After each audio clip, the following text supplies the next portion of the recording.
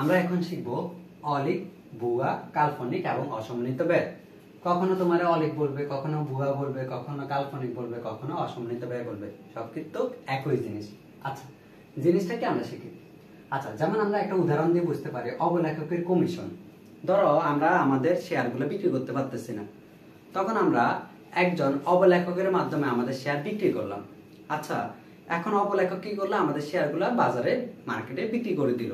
আচ্ছা, আমরা তো আমাদের শেয়ার বিক্রি করতে পারতেছি না, অবলেখকের মাধ্যমে আমরা শেয়ারগুলো বিক্রি করলাম। তাহলে অবলেখকের কারণে আমরা শেয়ারগুলো বিক্রি করতে পারলাম, একটা সুবিধা পেলাম।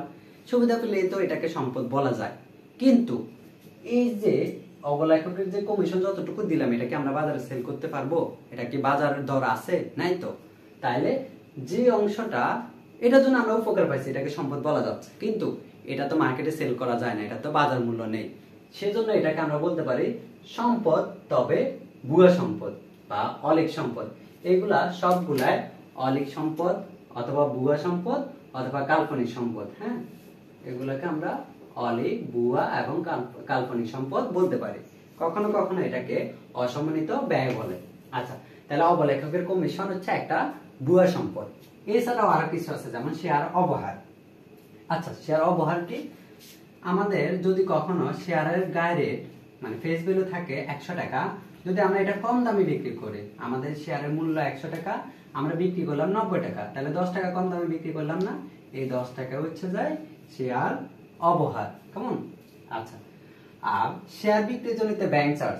আমরা যখন শেয়ার বিক্রি করব, তখন ব্যাংকে যে চার্জটা দিব, ওটাও কিন্তু আমাদের ভুয়া সম্পদ আসবে।